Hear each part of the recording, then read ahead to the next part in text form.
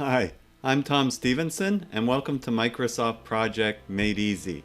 Today, we're going to be looking at baselines, and I just thought it'd be a good chance for you to try to get to understand exactly what a baseline is. I find that it can get very confusing with different students that I've had over the decades, let's just say. So I've added a few tasks here, and you can follow along pretty easy. I've had a lot of feedback from people on YouTube, and they like it if there's just a few activities and then they can try it out themselves. So I quite simply started a summary task, and I just typed in task 1, 2, 3, 4, 5, 6, and I just put the same for the days, and I just linked them together one after the other and put a summary task here. If you don't know what all that means, you can look at one of my earlier YouTube videos. If you click the subscribe button and go to the playlist, you'll see I've got playlists on Microsoft Project, and I start right from the beginning and go step by step, and you can go back to those ones. But today we're looking at the baseline. That's probably what you searched up, and that's how you found this.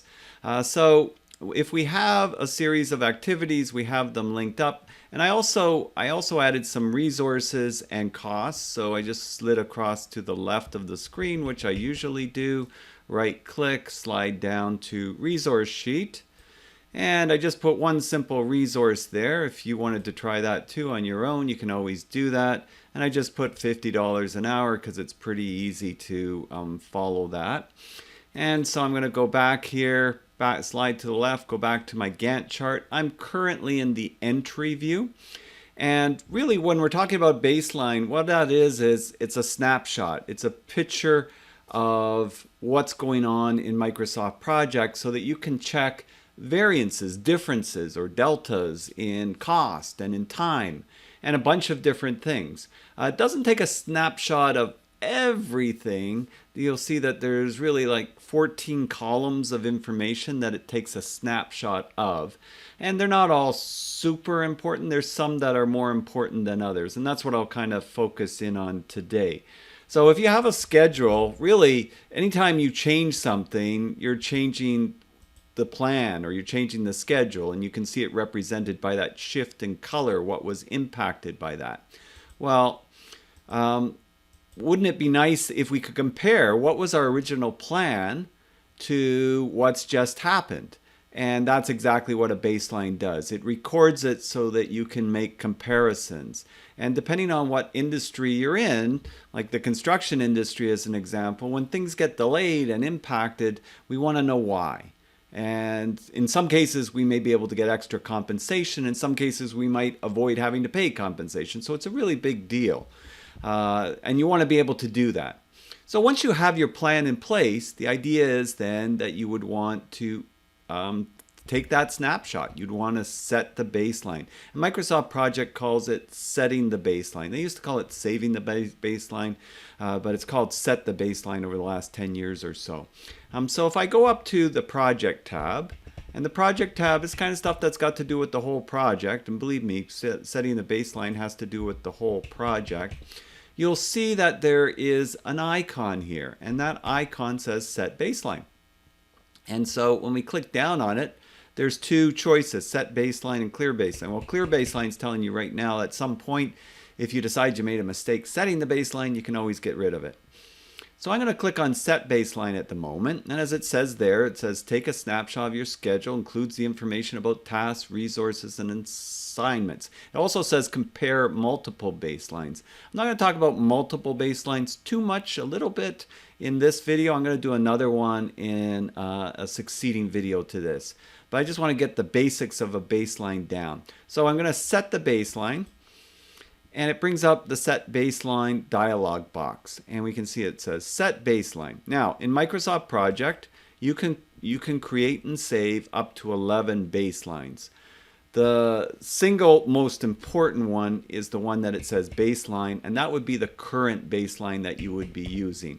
And if you've seen my other videos, I kind of have a methodology of saving projects like on a monthly basis or whatever period, 2 weeks, whatever, and I have file naming protocol system. But for today, we're just going to look at the aspect of baselines, because sometimes on smaller projects too, you can save multiple baselines and record it within the projects. I just find that in construction projects that are of any kind of size, it's kind of limited to how far you can go with that. It's much better to do that file naming protocol aspect that I mentioned. For sure, though, we have to set the baseline, and that will record it. Now, I don't want to do that just yet, but I just wanted to show you where that is, and these are the choices. It also allows you to save an interim plan, and we can also use that to copy one baseline to another baseline area. Setting an interim plan is a little bit different than setting a baseline, because it only will save to a couple of columns. It won't, save multiple areas. So the baseline is fundamentally important for us to do for our project. Interim plans we'll talk about more in the other video. So the next thing that I want to do is just to show you the different areas that we're talking about with baselines and what kind of information. If I go to the cost screen, and I've added a couple of columns to the cost screen, but you'll notice here in the cost screen it says total cost.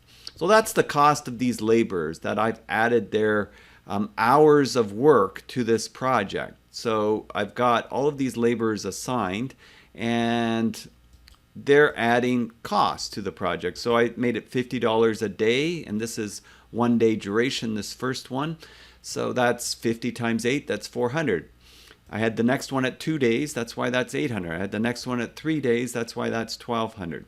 So that's my cost. Right now it says baseline 0. Guess what? We have not set the baseline, so there's nothing to compare to.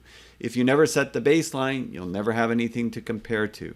This variance column is kind of a misnomer right now. Once you set the baseline, essentially what it's going to do, it's going to copy all the information in these cells, and it's going to paste them into these cells. And that's your baseline. And then it will compare your basically your current costs to what your plan was. And if there's a difference, say that you've updated things, some things have taken longer, it'll show you the variance in costs. The same thing can be done for work, right? So we can see work, and we can see baseline work, and we can see what we had for baseline hours. So we can see 8 hours, 16 hours, 24 hours. So one laborer assigned an activity that's 2 days long, that would be 16 hours, right? Well, if for some reason it ended up taking them 3 days, I'll show 24, and then this would show still the 16, because what's going to happen is when we set the baseline, it's going to copy that, and it's going to paste it here.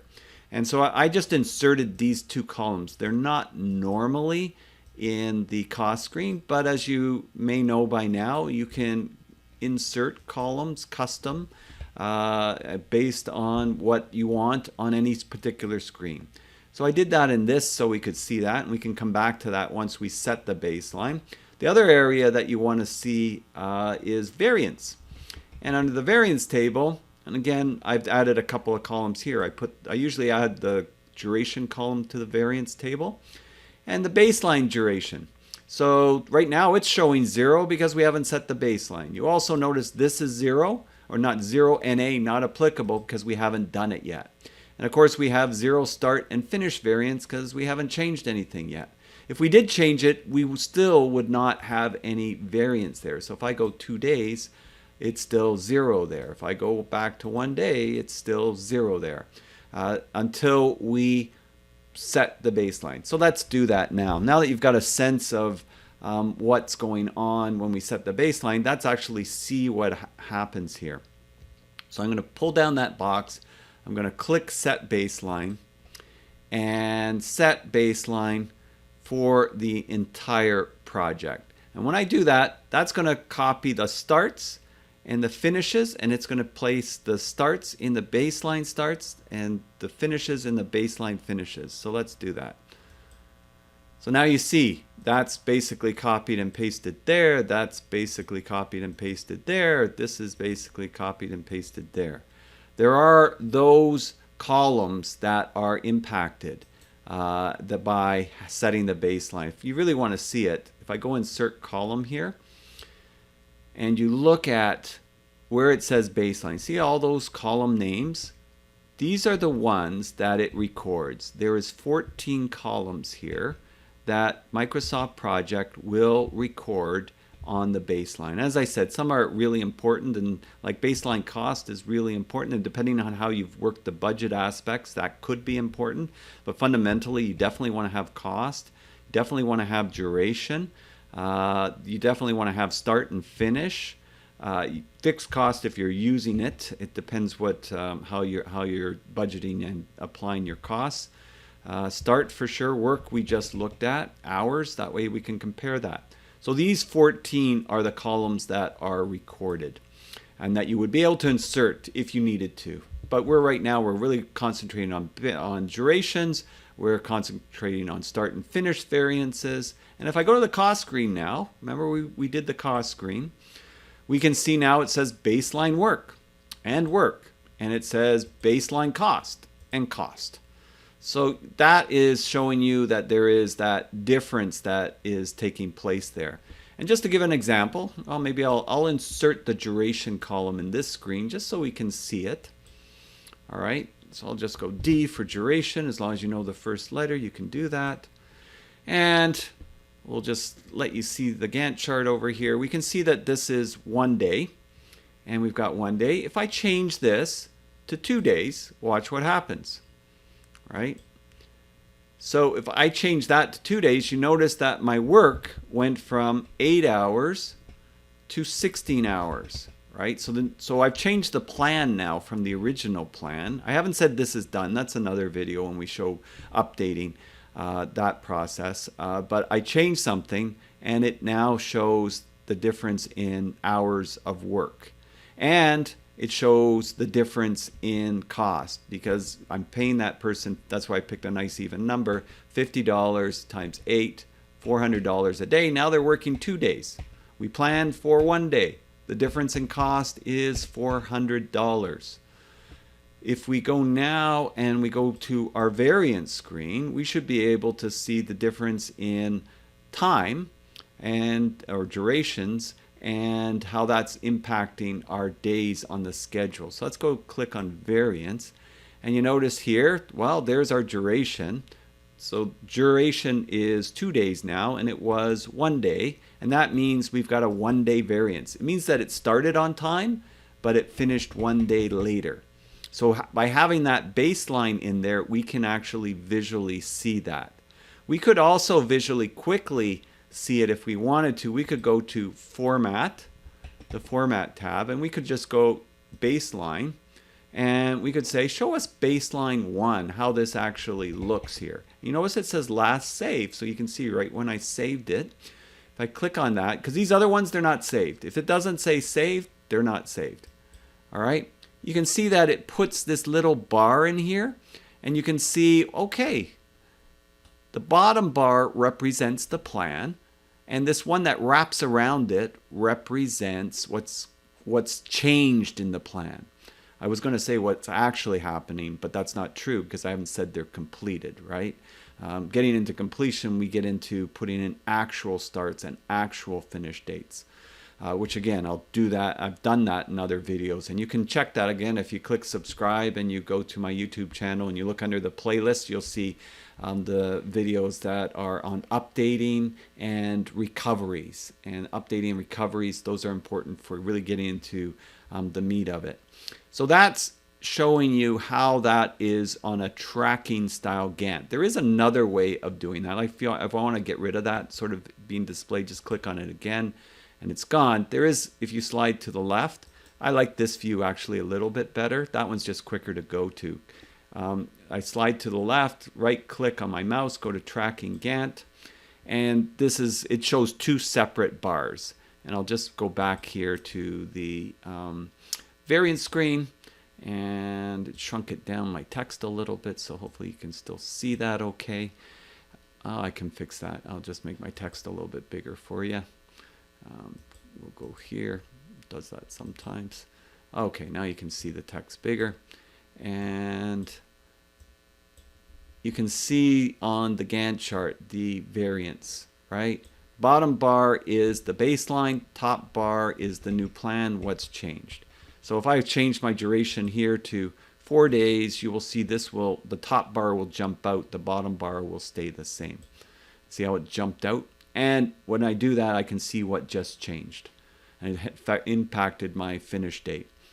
So all of those are giving you the impacts, and you can track all that stuff. So that's why fundamentally it's very important to set the baseline. And going back to project, by the way, I'll go back to the project tab.